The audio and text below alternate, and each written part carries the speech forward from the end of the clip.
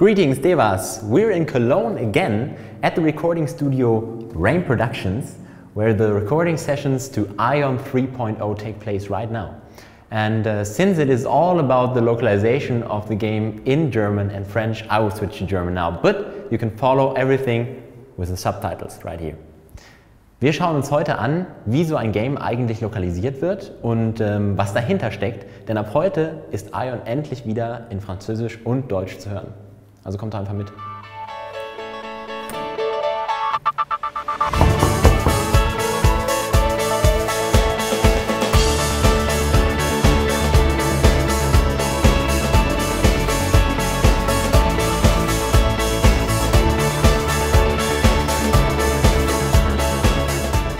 So, ich sitze jetzt hier mit dem Idir, das ist der Projektleiter bei der ganzen Vertonung von Ion 3.0 und hier bei Rain Productions Creative Producer.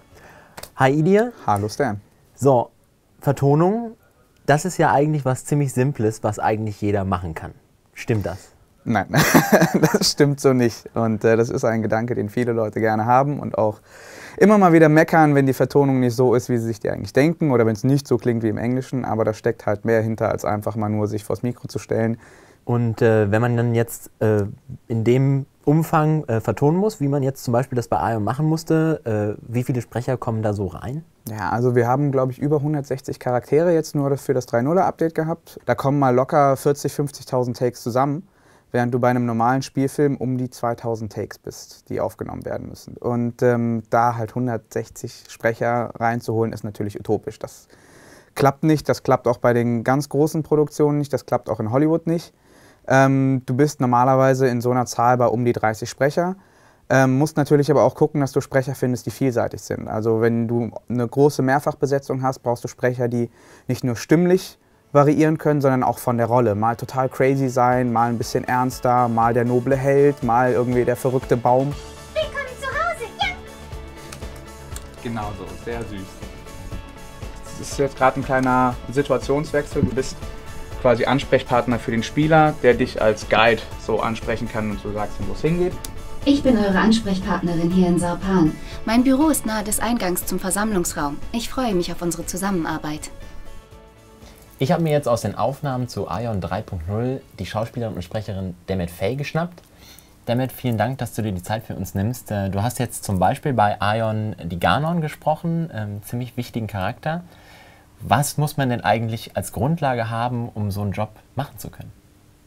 Also, die meisten von uns sind eigentlich Schauspieler. Also man muss schon, glaube ich, spielen können, um die Charaktere darstellen zu können.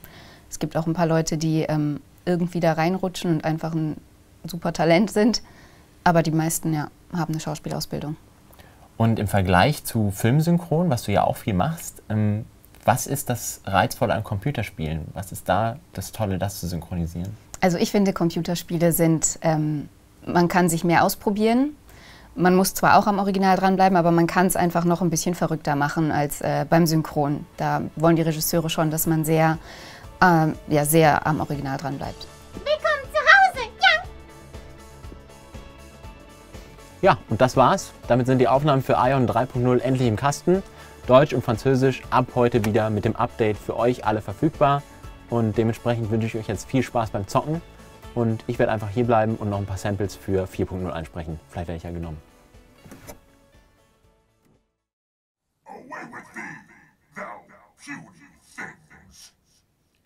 Fort mit euch, minderwertige Kreaturen! Das war doch hübsch. Das war hübsch. Jetzt habe ich mich vor mir selbst erschreckt. Das war hübsch. Ihr könnt auch Fahnen platzieren, um euer Territorium zu markieren. Oder dekoriert euer Haus mit Erinnerungsstücken an eure größten Siege.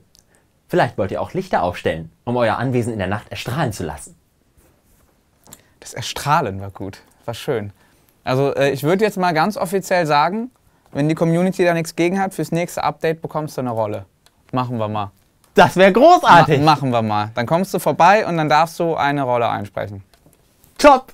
Aber ich glaube, er hat auch Spaß gehabt. Das ist die Hauptsache. Und ich hoffe, ihr auch.